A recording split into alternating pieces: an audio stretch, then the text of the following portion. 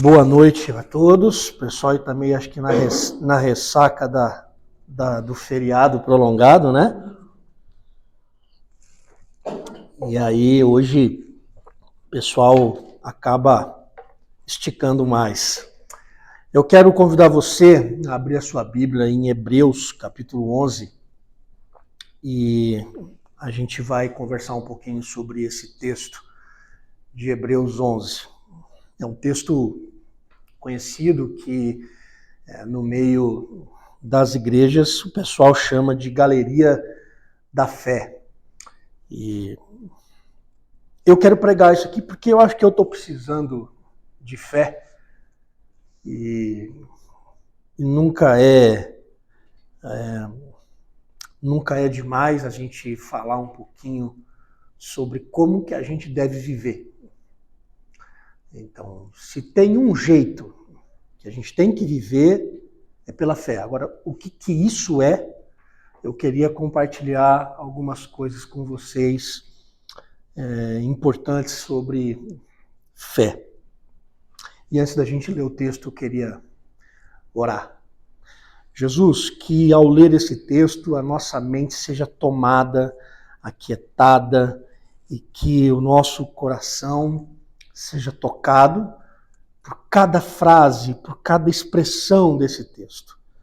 E que o Senhor faça um milagre de falar aos nossos corações usando a minha vida que é tão limitada, mas que um milagre aconteça, um milagre de que eu fale em teu nome, um milagre de que os meus irmãos ouçam em teu nome. Faz isso. Em nome de Jesus eu oro. Amém. Hebreus 11 diz assim: exemplos de fé extraídos do Antigo Testamento. A fé é a garantia do que se espera e a prova do que não se vê. Pois por meio dela, os antigos alcançaram a aprovação. Pela fé, entendemos que o universo foi criado pela palavra de Deus, de modo que o visível não foi feito do que se vê.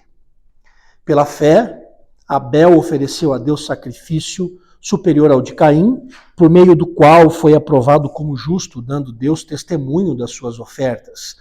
E mesmo depois de morto, ele ainda fala por meio dela.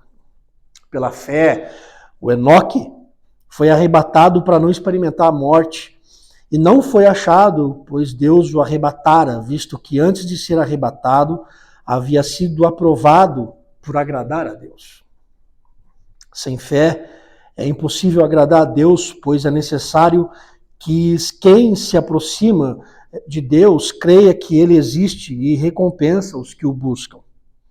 Pela fé, Noé, temente a Deus, construiu uma arca para a salvação da sua família, quando advertido sobre coisas que ainda não se via.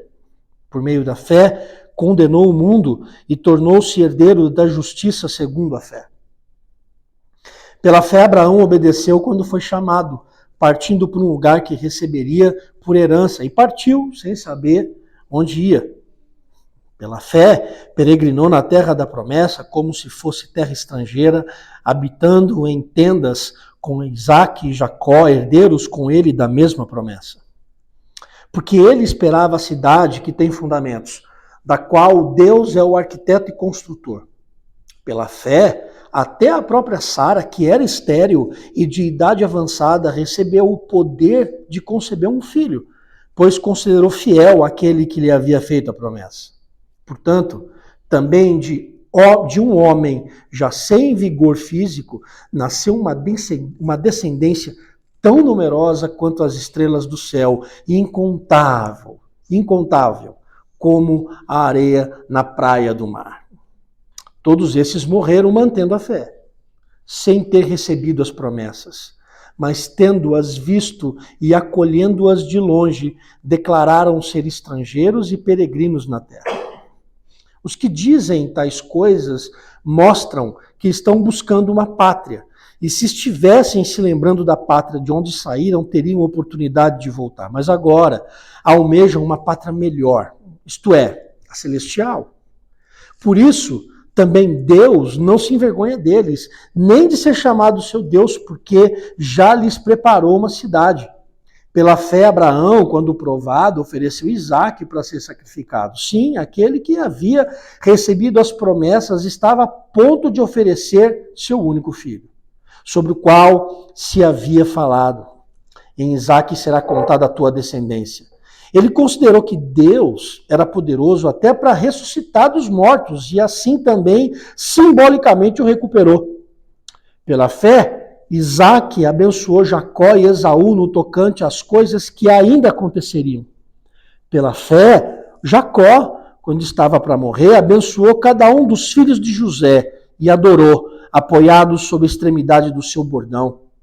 Pela fé, José, próximo do seu fim, fez menção da saída dos filhos de Israel do Egito e deu ordens relativas aos seus ossos. Pela fé, Moisés, assim que nasceu, foi escondido por seus pais durante 3 meses, pois viram que o menino era belo e não temeram o decreto do rei. Pela fé, Moisés, já adulto, recusou ser chamado filho de Faraó, escolhendo, pelo contrário, ser maltratado como o povo de Deus, em vez de experimentar por algum tempo os prazeres do pecado.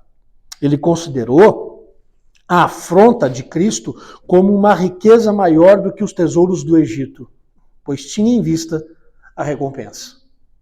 Pela fé, ele deixou o Egito, não temendo a ira do rei, e perseverou como quem vê aquele que é invisível. Pela fé, celebrou a Páscoa, a aspersão do sangue, para que o destruidor não tocasse nos primogênitos. Pela fé, os israelitas atravessaram o Mar Vermelho como se estivessem em terra seca. Ao tentarem fazer o mesmo, os egípcios afogaram-se. Pela fé, os muros de Jericó caíram, depois de rodeados por 7 dias. Pela fé, a prostituta Raabe não morreu com os desobedientes, pois acolheu em paz os espias. E que mais direi?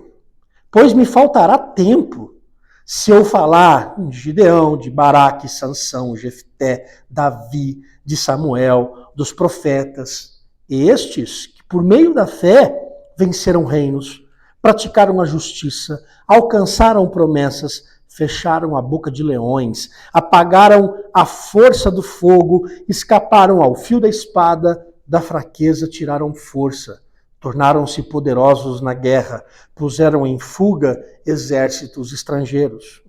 Algumas mulheres receberam pela ressurreição seus mortos. Alguns foram torturados e não aceitaram ser livrados para alcançar uma melhor ressurreição. E outros experimentaram zombaria e espancamentos, correntes e prisões. Foram apedrejados e provados, cerrados ao meio, morreram ao fio da espada, andaram vestidos de pele de ovelhas e de cabras, necessitados, aflitos e maltratados. O mundo não era digno dessas pessoas. Andaram vagando pelos desertos e montes, por cavernas e buracos da terra.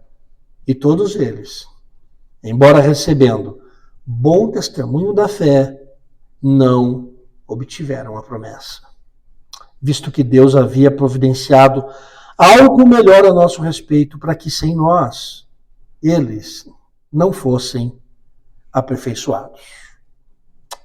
Amém. Um texto longo, mas eu fiz questão de lê-lo todo. Qual é a gênese da fé? Onde é que a fé nasce? Como é que ela nasce? Qual é a gênese da fé? E para a gente responder essa pergunta, a resposta que eu dou a ela é que a fé começa com o entendimento que a gente descobre. A fé começa com o entendimento do lugar que a gente ocupa no pensamento de Deus. Deus tem um propósito para você e Deus tem um propósito para mim. E a fé, ela nasce exatamente aí. Quando a gente entende E quando eu estou falando de entender, não é que a gente vai compreender todos os planos de Deus para a nossa vida, porque muitas coisas a gente não vai entender.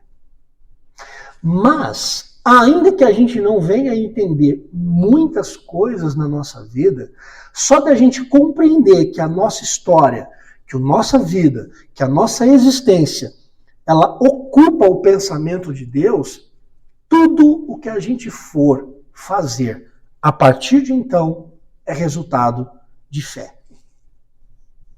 Deixa eu dar um exemplo do primeiro, vou tentar dar aqui o exemplo da primeira amostra de fé. A primeira amostra de fé ela aconteceu no paraíso, com Adão e Eva. Deus colocou Adão e Eva no jardim para eles cuidarem do jardim, mas eles tinham que viver por fé no jardim. Por quê? Porque Deus olhou para eles e disse assim, vocês podem usufruir de tudo. Mas tem a árvore do jardim, que é chamada do bem e do mal, essa árvore vocês não podem comer. Não comam o fruto dessa árvore. Ora, eles tinham liberdade no jardim de Deus.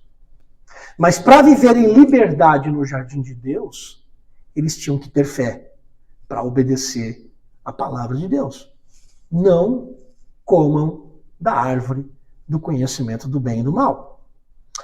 Uma vez que Adão e Eva, e a gente conhece a história, porque a gente está aqui hoje, uma vez que Adão e Eva comeram do fruto do conhecimento do bem e do mal, eles foram conduzidos, eu vou dizer, educadamente para fora do jardim.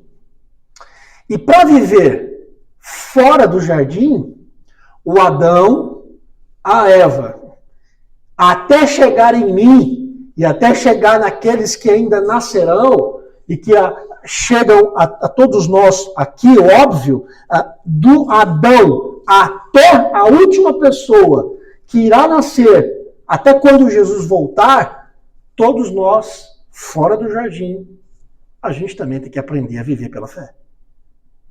Não é porque o Adão e a Eva foram expulsos do jardim, que fora do jardim eles teriam que viver do jeito que eles bem achassem. Não. Mesmo porque, quando eles estavam saindo do jardim, vestidos, cobrindo a nudez deles com folhas de figueira, Deus os vestiu. Interessante isso. O primeiro sacrifício na Bíblia não foi do homem para com Deus. Deus fez o primeiro sacrifício em favor do homem. Isso te remete a alguém? Uau! O primeiro sacrifício já estava ali. E Deus faz o primeiro sacrifício para quê? Para vestir o homem fora do jardim. Para estarem vestidos por Deus fora do jardim, eles teriam que aprender também a viver pela fé. Quando eu leio Hebreus, capítulo 11, a gente também aprende muita coisa sobre fé. Não é à toa que esse texto é chamado de a grande galeria da fé, onde os nomes que estão aqui, as histórias, são histórias recheadas de fé. Mas a gente tem que aprender algumas coisas aqui com esse texto, porque esse texto, para mim, ele tem dois limites. Ele tem o primeiro limite, que esse primeiro limite eu estou chamando dos versículos 1 a 3, e ele tem depois um segundo limite, que é o jeito como ele acaba o texto. O limite 1 e o limite 2 tem coisas importantes. E no meio, entre os dois limites, a gente tem o quê? Um monte de história, um monte de nome que vai dando significado para aquilo que ele falou no primeiro limite e como ele termina o segundo limite. O que a gente tem no primeiro limite do versículo 1 até o versículo 3? Quando a gente olha esses três primeiros versículos, a gente aprende que fé não é uma confissão. Fé não é um conceito. Tem muita gente que trata fé como uma confissão de que qual é a sua fé? Ah, não, a minha fé é em Jesus. E eu professo a minha fé em uma igreja XYZ.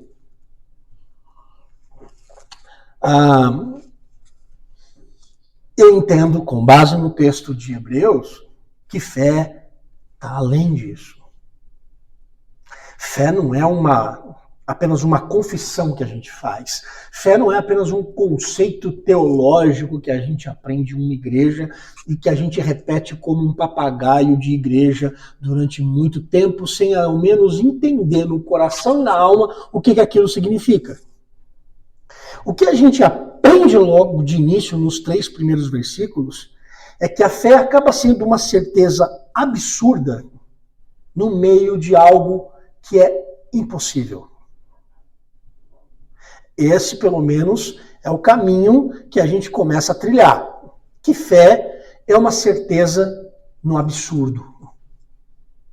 A fé é a certeza no improvável. A fé é a encarnação da probabilidade naquilo que é improvável. E ele está falando que essa certeza, que essa convicção moveu o coração dos nossos irmãos antepassados. E ele diz que essa certeza que moveu o coração dos antigos, dos nossos irmãos antepassados, levou eles a viver no mundo visível que foi criado pelo invisível. Ele está fazendo um monte de jogo de palavras aqui, o texto de Hebreus. O que a gente aprende, então, no primeiro limite, nos 3 primeiros versículos, é que a fé é a certeza no meio do improvável. E aí você chama de improvável na sua vida o que você quiser. Porque o que a gente tem de improvável na nossa história e na nossa vida, a gente vai escrever um livro sobre isso. É o improvável das relações, é o improvável na saúde, é o improvável no trabalho, é o improvável financeiro, é o improvável da transformação pessoal, de gente que busca terapia de tudo quanto é jeito para tentar se resolver. E eu não sou contra a terapia, não sou contra, mas nós vivemos no chão do que é improvável. E é no improvável que a nossa fé nasce.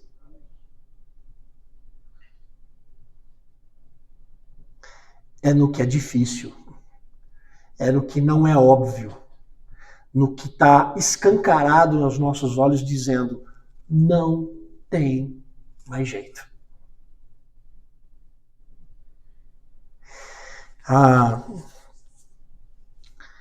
Esse é o primeiro limite. Mas a gente tem o limite 2, que são dos versículos 39 e 40.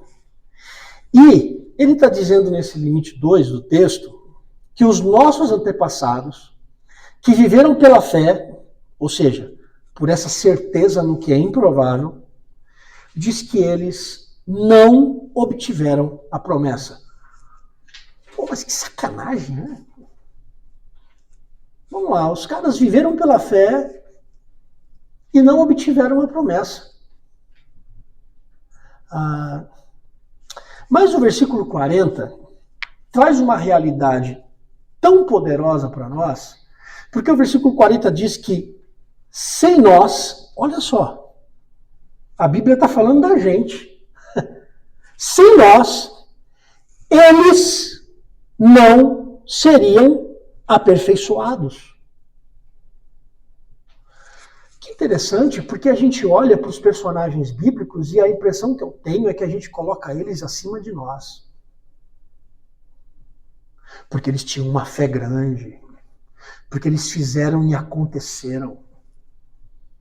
Mas a Bíblia está dizendo que sem o nosso trajeto no que é improvável hoje pela fé, eles não seriam aperfeiçoados. O que ele está querendo dizer? É simples. O autor em Hebreus está dizendo que mesmo os nossos antepassados, mesmo eles tendo vivido coisas maravilhosas do que eles viveram pela fé, quando a gente lê o texto de Hebreus 11, a gente vê coisas maravilhosas que a gente fala assim, uau, eu nunca viveria um negócio desse na minha vida. O autor está dizendo que mesmo esse pessoal todo, tendo vivido coisas maravilhosas, ele está dizendo que sem nós, a fé deles não seria uma fé perfeita. O que o autor dos Hebreus ensina é unidade. Unidade entre o que a gente vive hoje e o que eles viveram ontem. Ou seja, eles e nós estamos juntos pela mesma fé. De modo que a fé deles se torna um outdoor para a gente poder olhar e dizer assim, a gente dá conta de viver aqui também. Ah, mas Vila, tá muito difícil. O mundo tá de cabeça para baixo. A minha vida virou de cabeça para baixo. A minha vida deu 180 graus, foi para o outro lado. Mas Vila, eu estou vivendo num vale de ossos secos. Mas Vila, eu estou andando no vale da sombra da morte. Mas eu perdi tudo. É isso aí. É no improvável que a fé nasce.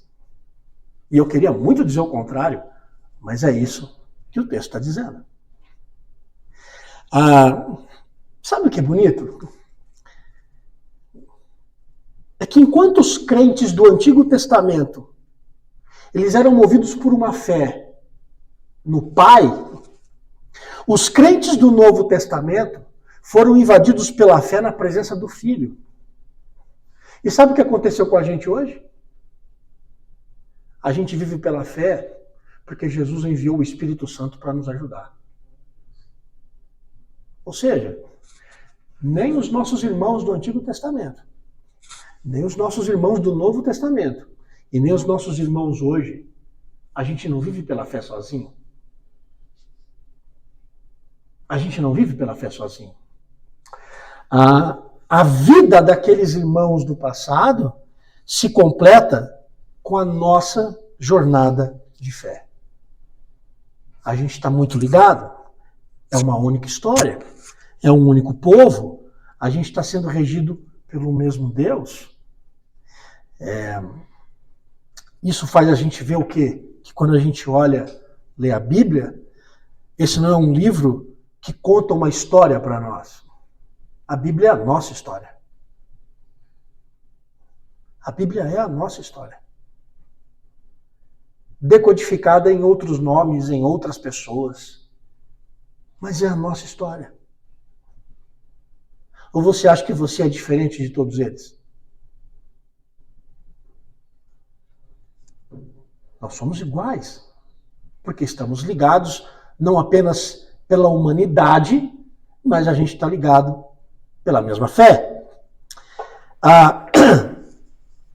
Entre os dois limites do texto, a maneira como ele começa e a maneira como ele termina, eu disse que no meio a gente tem histórias de homens e mulheres que foram movidos pela fé, uma fé que fez com que aquele povo todo se movimentasse, se agitasse. E a antessala da história de todas essas pessoas é o versículo 3. Porque o versículo 3 diz que o invisível se tornou visível no cenário da criação. É a antessala que é para mostrar que esses irmãos irão ver a tônica criacional na vida deles. O invisível se tornou palpável. Isto é, o improvável, tudo aquilo que era improvável se tornou provável porque Deus quis. E com isso eu estou dizendo que a fé não é apenas ver coisas maravilhosas acontecerem. Eu creio que amanhã Deus vai me abrir a porta de um emprego. Eu creio que amanhã Deus vai fazer algo maravilhoso. Não é só isso. A fé, antes disso tudo acontece uma jornada no coração. Porque eu vou dizer uma coisa para você. Viver pela fé como um conceito denominacional é fácil. Você vem aqui, aprende o que uma igreja pensa sobre fé e replica ela falando. O negócio é quando você sai daqui e encontra uma segunda-feira cuja terra da segunda-feira é árida, seca e improvável para você jogar a semente do crescimento e você dizer assim, eu vou jogar, mas eu creio que vai nascer, mas é improvável que cresça. É difícil a gente viver num mundo onde todo mundo jorra ódio e vingança e você fazer o caminho oposto do perdão e do amor e da abnegação.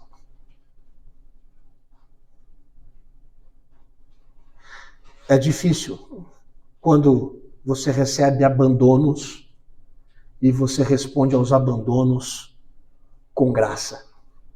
É difícil quando você recebe abandono das pessoas e você responde aos abandonos com perdão. É improvável. Porque no solo do nosso coração, o que quer nascer são ervas daninhas. A gente quer retribuir o mal com o mal. E o que é viver pela fé? É você dizer assim, eu posso retribuir o mal com o mal. Mas eu abro mão do mal para viver o Evangelho de Jesus. E não ache você que nesse mundo de ervas daninhas, abrir mão delas para a semente, para lançar a semente da vida, é uma coisa fácil. Porque o coração do homem é um terreno extremamente complexo.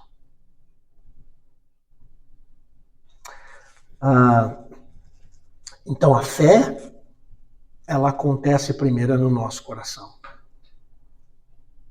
Não é uma questão racional. Eu me lembro de que logo quando eu entrei para a igreja presbiteriana, a igreja presbiteriana tem como um dos seus símbolos de fé, né, o breve catecismo de Westminster. Aí diz lá qual é a primeira pergunta, né? Qual é o fim principal do homem? E a resposta, o fim principal do homem é glorificar a Deus e gozá-lo para sempre.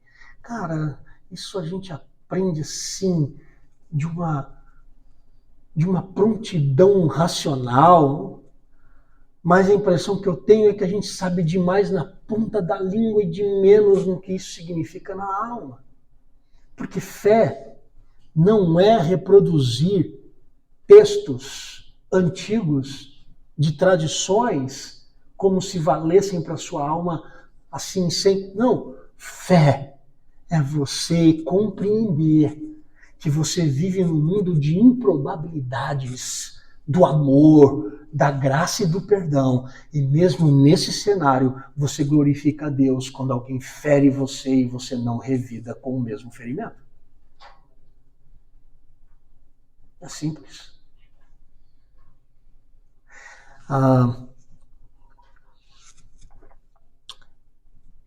E aí que a fé nasce, o improvável nascendo no cenário, o improvável nascendo provável, né? Aquilo que é provável diante de Deus nasce num contexto que é improvável de se nascer. E quando eu olho para a vida desse exemplo, do meio desse texto, dessas histórias, desses homens e da Raabe, que é uma prostituta, e que está na linhagem de Jesus de Nazaré, né? Vale-se dizer isso? A Raabe, Eu fico entendendo o porquê que a gente é tão ansioso na vida. Porque a gente inverte valores. A gente diz que a nossa vida alimenta a fé. E é ao contrário. A fé alimenta a nossa vida. Antes que houvesse vida no homem e na mulher, o que é que Deus disse? Façamos o homem segundo a nossa imagem e a nossa semelhança. Antes de soprar fôlego de vida, Deus já havia determinado que como é que eles iriam viver, ter como exemplo a fé. Porque eles são criados segundo a imagem de Deus. Antes da vida, é a fé. É a fé que rege a vida. E esse é um problema nosso. Porque quando a gente é regido pela vida, a gente fica ansioso. Porque a gente sabe que a vida é neblina. Então, se a gente puder fazer um paralelo, a vida é neblina, a fé é sol. É a fé que aquece a vida. É a fé que move a vida. É a fé que dá significado para a vida. Tem um escritor, Tolstói, muito conhecido, e fala sobre a inquietude que ele teve na vida. Porque ele era um tipo de cara que tinha tudo. Ele tinha uma vida equilibrada, mas ele não tinha fé. E porque ele não tinha fé, ele vivia fazendo uma pergunta. A pergunta do Tolstói era a seguinte: por que a vida... Qual é o sentido da vida? Por que serve a vida? Isso trouxe tanta inquietação para o Tolstói, a ponto dele desejar tirar a própria vida. Ele flerta com o suicídio porque ele não via significado para ela. Até que um dia o Tolstói encontrou a fé em Jesus. E porque a fé em Cristo trouxe sentido para o Tolstói. E eu fico lembrando da história desses homens aqui, que não é diferente da nossa. Por que tem tanta gente em igreja cuja vida já não tem mais sentido? Por quê? Porque a fé dessas pessoas é uma fé denominacional. É uma fé igrejeira. A fé em Cristo, ainda que nós estejamos tristes, como eu falei alguns domingos atrás, é possível a gente estar triste e viver um espírito alegre, ainda assim é possível a gente caminhar. Ainda assim é possível a gente viver. Porque o que move a vida é a fé. O que move a vida não são os recursos financeiros. O que move a vida não é meu trabalho. O que move a minha vida não é o reconhecimento, o tapinha nas costas das pessoas. Porque tudo isso é neblina. Se dissipa.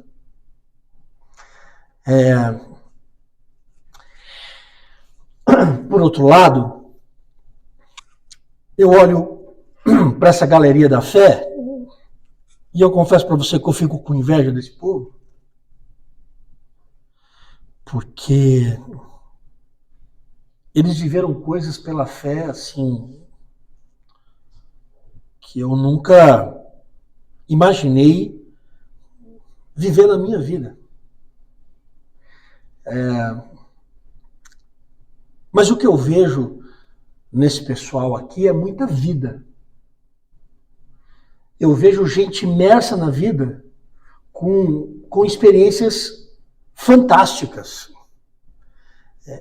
E quem vive pela fé vê o que esse povo viveu. O improvável se tornando provável. E a gente é empurrado para viver pela fé num mundo que exige uma ação minha e sua. Quem acha que viver pela fé é esperar que as coisas de Deus caiam no seu colo, você ainda não entendeu o que é viver pela fé. Porque viver pela fé não é viver uma inércia no mundo. Viver pela fé é uma resposta ativa no seu cenário de improbabilidade.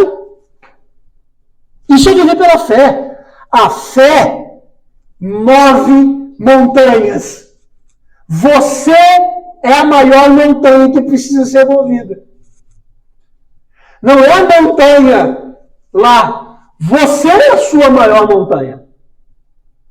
Se você tiver fé do tamanho de um grão de mostarda, você pede para essa montanha. Montanha, sai daqui e vai para lá. E ela vai. Você é a maior montanha. A fé, ela não espera passiva diante das lutas da vida. Não. A fé é uma ação intencional no mundo. Quando eu olho para todos esses personagens bíblicos, sabe o que eu vejo? Eu vejo que eles fizeram algo. Já parou para perceber?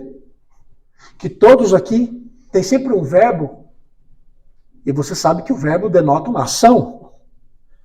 Todos os personagens têm sempre um verbo relacionado ao que ele fez. Todos fizeram algo.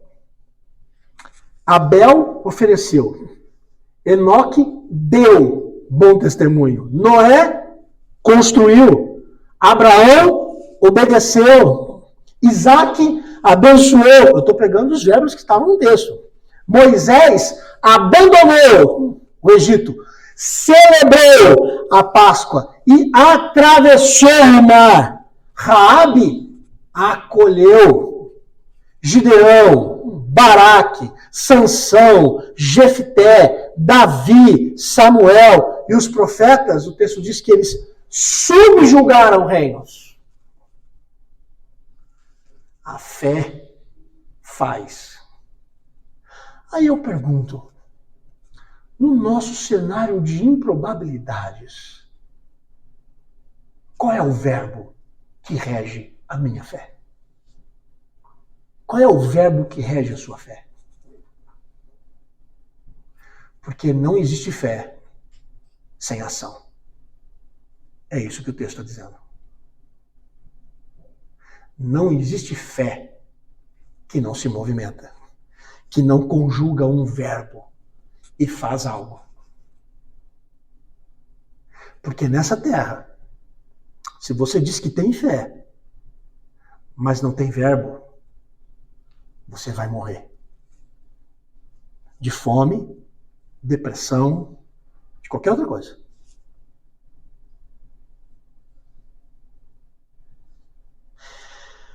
Agora, uma coisa precisa ficar muito clara para nós sobre essa fé que é acompanhada por um verbo. Não existe fé sem abandono. Você ouviu o que eu falei? Não existe fé sem abandono. Todos viveram uma fé ativa. Mas todos tiveram que abandonar alguma coisa. Abandonar a vida velha, abandonar uma existência amparada em nós mesmos, abandonar o medo, abandonar a incredulidade, abandonar as incertezas. Tudo isso foi deixado para trás por todos aqueles que viveram pela fé.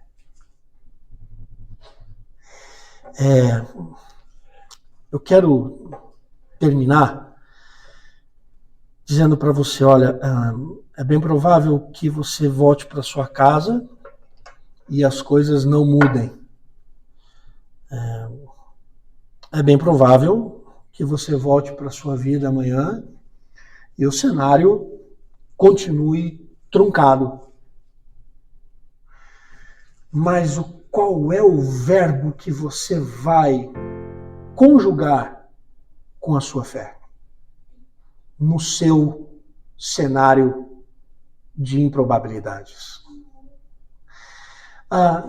E mais, o que é que você vai deixar para trás para conjugar o verbo na sua fé?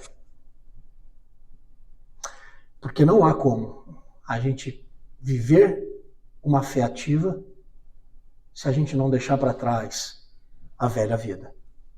Se a gente não deixar para trás a fé institucionalizada, que não é capaz de pisar e de dar um passo no improvável. A minha oração hoje por você, por mim, pelo encontro, é que essa igreja seja uma igreja de homens e mulheres que sejam capazes de deixar tudo para trás e de viver uma fé que conjuga o verbo ir, romper, crer, lutar, avançar, descansar, sobreviver, amparar, amar, perdoar. Porque fé sozinha não é fé, é paranoia. Fé se conjuga com o verbo. Que você descubra qual é o seu e que assim você viva. Vamos ficar em pé e vamos orar?